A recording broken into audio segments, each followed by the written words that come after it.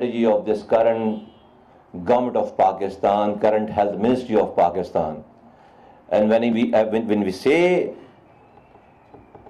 the current government, current health ministry, I mean everyone who, from Islamabad till the nooks and corners of Pakistan, in provincial governments and district governments, and everyone. We are aligned with this thought, with this vision. We agree with our actions, and we have been keep on doing every single passing day which we just spend. We try to add up more values to our vision, more actions to our vision. And today's event is one of the episode which add the value of action which we have been talking about for last 7 and 8 months. And I really thank WHO and Gavi and other partners for their support, which has always been, and we are so grateful and so obliged for all these partners that they put their resources in order to save the humanity in Pakistan and save a common life here in Pakistan. Ladies and gentlemen, here in Pakistan, our healthcare system is in a trouble right now. It's not in an ideal situation in Pakistan right now. Why I'm saying it? If I'm allowed to speak some few minutes in Urdu, so that the people of Pakistan who have been hearing from through these cameras or through these screens, they could also get this message. اور وہ یہ ہے کہ کسی بھی ملک میں ایک وقت میں جب بہت زیادہ لوگ بیمار پڑنے لگیں تو اس ملک کے اچھے سے اچھے ملک کا ہیلتھ انفراسٹرکچر کولیپس کر جاتا ہے. سپر پاورز کا ہیلتھ انفراسٹرکچر کولیپس کر جاتا ہے اگر ایک وقت میں بہت سارے لوگ بیمار پڑنے لگیں. اور ریسنٹلی ہمارے سامنے مثال ہے کووڈ کی. کووڈ جب آیا تو پینڈیمک تھا وہ یقیناً، لیکن اس میں ہوا کیا؟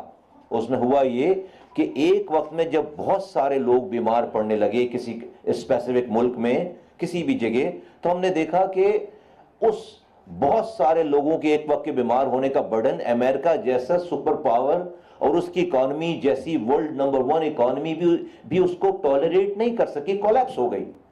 ہم نے دیکھا پورا یورپ کولیپس ہو گیا، ہم نے دیکھا چائنا کولیپس ہو گیا، انڈیا کولیپس ہو گیا، ٹرکی کولیپس ہو گیا، and so on and so forth. تو جب ایک وقت میں بہت سارے لوگ بیمار پڑ جائیں تو دنیا کی کوئی بھی سپر پاور بھی ہو تو وہ اس بیماری کے برڈن کو، اس کا نظام نہیں برداشت کر سکتا. آ جائیں پاکستان میں پینڈیمک نہیں ہے، ابھی کوئی وبا نہیں پھوٹی ہوئی ہے، لیکن 25 کروڑ کی آبادی ہے. 6.19 million babies we are producing every year, 62 لاکھ کے قریب. اور اتنی بڑی پاپولیشن میں right from the birth of the baby, اور اس کو جو سارا اس کا پروسیس ہے، پینے کے پانی سے لے کر سیوریج کے نظام سے لے کر ویکسین لگانے کے نظام سے لے کر، یہ جو ہمارا ایکو سسٹم ہے پورے ہیلتھ کا ایکو سسٹم ہے، وہ آئیڈیل نہیں ہے. وہ اس وقت پاکستان کا جو ایکو سسٹم ہے وہ مریض بنانے کی فیکٹری بنی ہوئی ہے. ہماری گلیاں، ہمارے محلے، ہماری آب و ہوا، ہمارا پانی، ہمارا اٹھنا بیٹھنا، ہمارا لائف سٹائل، ہماری دماغی کیفیت کہ ویکسین نہیں لگائیں گے، سازش ہے. یہ سب چیزیں مل کر یہ پورا جو ایکو سسٹم ہے ہمارا ہیلتھ کا، وہ انسانوں کو مریض بنانے کی فیکٹری ہو گئی ہے. تو نتیجہ کیا ہے؟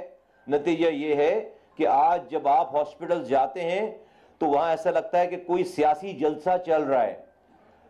ایک ازدحام ہے لوگوں کا، ایک ریلا ہے جو آ رہا ہے بیماروں کا، اور ایک ریلا ہے جو باہر جا رہا ہے. 30 سے 35 مریض ایک ڈاکٹر نے ایوریج دیکھنے ہوتے ہیں دن میں، وہ 350 مریضوں کو دیکھتا ہے، تو 8 گھنٹے 7 گھنٹے لوگوں کو اسپتال میں گزارنا پڑے. اور یہ صرف سرکاری ہاسپٹل کی بات نہیں ہے کہ آپ یہ کہہ دیں کہ جی گورنمنٹ تو بہت خراب ہے، تو گورنمنٹ اپنا کام صحیح نہیں کرتی، لاپرواہ ہے، اس لیے وہاں پر اسپتالوں میں رش ہے. میرے ساتھ آپ پاکستان کے کسی بہت زیادہ فیس لینے والے ہاسپٹل میں چلیں، اس کی ایمرجنسی میں چلیں، میں لے کے چلتا ہوں آپ کو، آپ کی 3 گھنٹے 4 گھنٹے سے پہلے باری آ جائے. میں روزانہ اس فون پہ کال ریسیو کرتا ہوں پرائیویٹ ہاسپٹل سے کھڑے ہوئے لوگوں کی کہ ہمیں 3 گھنٹے ہو گئے 4 گھنٹے ہو گئے، بیڈ نہیں مل رہا، وینٹیلیٹر نہیں مل رہا، ڈاکٹر نہیں مل رہا، کسی کو کال کر دیں پلیز. یہ ہمارے ملک کے ہسپتالوں کا نظام ہو گیا ہے. وجہ کیا ہے کہ ایک وقت میں بہت سارے لوگ بیمار پڑ رہے ہیں، آپ بیڈز ایڈ کرتے چلے جا رہے ہیں، ہسپتال بناتے چلے جا رہے ہیں، وہ پہلے دن ہی جو ہے وہ آبسلیٹ ہو جاتا ہے. تو اس طریقہ کار پہ چل کر ہم لوگوں کی خدمت نہیں کر سکتے، اس ڈیزاسٹر کو نہیں بچا سکتے. اور مائنڈ یو کہ یہ ہیلتھ کا نظام جو ہے، وہ ہیلتھ کیئر سسٹم جو ہے، وہ خدا نخواستہ یہ کولیپس ہوا تو یہ ہیلتھ کیئر سسٹم نہیں ہے، یہ آپ کی اکانومی کو کولیپس کرنے کے لیے کافی ہے، یہ آپ کی سیکیورٹی کو کولیپس کرنے کے لیے کافی ہے. It's a security issue, it's a national economic issue, it's not just an health issue. آج آپ دیکھ لیں کووڈ میں جن ملکوں کی اکانومی جو ہے وہ تباہ برباد ہوئی، وہ آج تک نہیں اٹھ پائے ہیں، وہ ابھی تک اسٹرگل کر رہے ہیں. تو اس فریجائل قسم کی اکانومی پہ یہ والا ہیلتھ برڈن، کہ یہ والا سک برڈن جو ہمارے اوپر ہے، اس پہ تو ہم بہت بڑے ڈیزاسٹر کو خدا نخواستہ نہ چھو جائیں، خدا نخواستہ. تو ضرورت اس بات کی تھی بہت پہلے، ہم سے بہت پہلے، اور آج تو ہے ہی، کہ ضرورت اس بات کی ہے کہ انسانوں کو، پاکستانیوں کو مریض بننے سے بچایا جائے.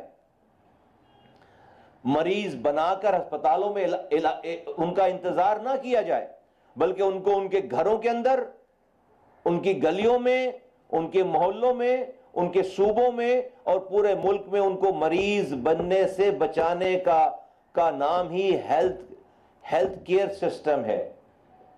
ہمیں اس سک کیئر سسٹم سے ہیلتھ کیئر سسٹم پہ جانا ہے، اور اس کے لیے ضروری ہے انسانوں کو مریض انسانوں کو مریض بننے سے بچانے کے لیے ضروری ہے کہ اس کے احتیاطی ٹیکے لگائے جائیں. اس کے لیے ان بیماریوں سے بچنے کے ٹیکے لگائے جائیں. اس طرح سے بچ سکتا ہے انسان.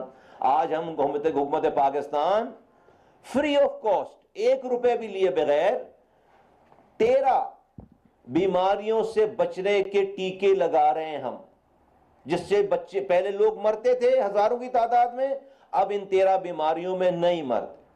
تو جو یہ ٹیکے لگا لے گا ان 13 بیماریوں میں مبتلا ہو کر ان کے بچے، اور وہ ہاسپٹل کا رخ نہیں کریں گے. امیجن کریں کہ یہ ٹیکے نہیں لگائیں تو آج جو رش ہے اسپتالوں میں، اس کے بعد اور کتنا ہوگا. ایک پولیو کی مثال ہے. پولیو کا جو وائرس ہے وہ پورے پاکستان میں موجود ہے. جہاں سے سیمپلز آ رہے ہیں وہ پورے پاکستان میں پولیو کا وائرس موجود ہے.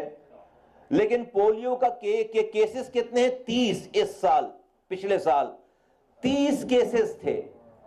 جس حساب سے پولیو کا وائرس موجود ہے، پاکستان میں 3 لاکھ کیسز آنے چاہیے ایک سال میں. 3 لاکھ. کراچی 3.5 کروڑ کی آبادی ہے، 12 کے 12 سیمپلز جو ہیں وہ پوزیٹیو ہیں. تو 30,000 کیس تو کراچی سے آنا چاہیے، کیونکہ وائرس دشمن تو موجود ہے. کیس نہیں آیا کوئی. پاکستان سے 30 کیسز آئیں، 3 لاکھ آنے چاہیے تھے. خدا نخواستہ کیوں نہیں آئے؟ کیونکہ ان 3 لاکھ بچے اس طرح بچ گئے کہ انہوں نے پولیو سے بچاؤ کے قطرے پی رکھے تھے، ورنہ دشمن تو موجود ہے تو بچ گئے. ابھی تو وائرس ختم نہیں ہو رہا، تو اس وائرس سے بچاؤ کے، جب وہ اٹیک کر رہا ہے اس سے بچاؤ کے ہم نے احتیاطی تدابیر کر رکھی ہے، بچ گئے. اسی طرح سے اور بیماریاں ہیں، پینے کا پانی ہے، انوائرمنٹ ہے، اور تمام چیزیں، سو آن اینڈ سو فورتھ. تو آج یہ جو گاڑیاں ایڈ ہو رہی ہیں، 4 ویلرز ایڈ ہو رہی ہیں اور یہ دور دراز علاقوں میں جائیں گی، یہ انسانوں کو، یہ مریضوں کو دیکھنے نہیں جائیں گی. یہ انسانوں کے بچوں کو مریض بننے سے بچانے کی ادویات لے کر جائیں گے، یہ مریض بننے سے بچانے کے ٹیکے لگانے لے کر جائیں گے، تاکہ وہ پریشان ہو کر مریض بن کر نہ آئے۔ پاکستان میں 1,30,00,000 لوگ جو کہ غریب نہیں تھے، صرف اس ہیلتھ سک برڈن کی وجہ سے وہ سطح غربت سے نیچے چلے گئے، ایسی بیماریاں لگ گئیں۔ یہ آپ کی رپورٹ ہے، WHO کی رپورٹ ہے۔ 113 ملین 1,30,00,000 لوگ جو کہ غریب نہیں تھے، وہ ان بیماریوں کی وجہ سے غریب ہو گئے، گھر بک گیا، زمینیں بک گئیں، زیور بک گئے بیماری کی وجہ سے۔ تو بھائی پریشان ہو کر ہم 5 اسٹار قسم کے لگزریس فیسلٹیز کے ساتھ بھی ہاسپٹل بنا دیں تو وہ ہوگا تو ہاسپٹل بنا دیں گے، آپ کو جو تکلیف ہوگی اس تکلیف سے تو نہیں دور کر سکتے آپ کی تکلیف تو جو ہے وہ اس کو ہونا ہے، آپ کو پین تو ہونا ہے۔ تو کوئی آج یہ کہہ سکتا ہے کہ بھائی مجھے کوئی مسئلہ نہیں، میں بیمار پڑوں میں ہاسپٹل 5 اسٹار ہاسپٹل میں جاؤں گا؟ نہیں بھائی، آپ کو بیمار پڑنے سے دنیا اس کام پہ 15 سال کے بعد کوئی بھی کینسر سے نہیں مرے گا دنیا میں۔ اب رپورٹس یہ کہہ رہی ہیں، کیونکہ کینسر سے بچاؤ کے لیے ویکسین آ گئی ہے، ویکسین لگا دیں گے تو لوگ کینسر میں نہیں مریں گے۔ لیکن شاید خدا نہ خواستہ پاکستان میں اس وقت بھی جب دنیا میں نہیں مر رہے ہوں گے، ہمارے یہاں مر رہے ہوں گے لوگ۔ کیوں بھائی؟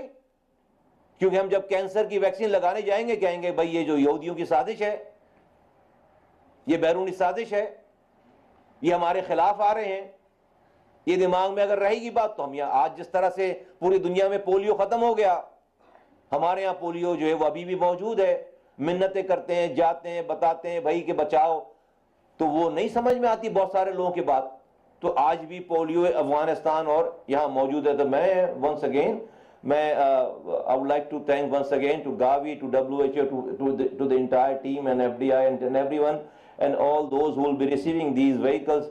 I would request use them with the responsibility, use them with the care, use them as if you use your own car, own vehicle, because that is the responsibility given to you, and it should serve its purpose.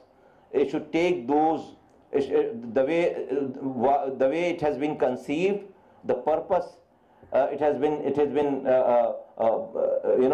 brought it for. We must fulfill those purposes, and that purpose is to use these vehicles and to reach out to those zero dose children here in Pakistan, to nooks and corners, and those who are the underprivileged people, kids there in Pakistan, and those who do not have the awareness. And we must take awareness with it. We must take the life with it. We must take some consoling kind of people, so those who could just convince, could talk, have the feeling on these vehicles. These vehicles should be used by those who really think that they are having some responsibilities to give back to the society, to their own people. So I would be very interested in knowing that 3 months down the line, what sort of differences have we made after using these vehicles? What we are today and how we're going to be in 3 months down the line. I would be very interested to know that. So with these, Dr. Liu, Dr. Depang, thank you so very much, you and your entire team, and to the Gavi and to everyone for contributing this very precious contribution for the people of Pakistan, for the kids of Pakistan. I, on behalf of the people of Pakistan, on behalf of the Prime Minister of Pakistan, and on behalf of my entire ministry, I thank you once again. Thank you, Pakistan. Paindaba.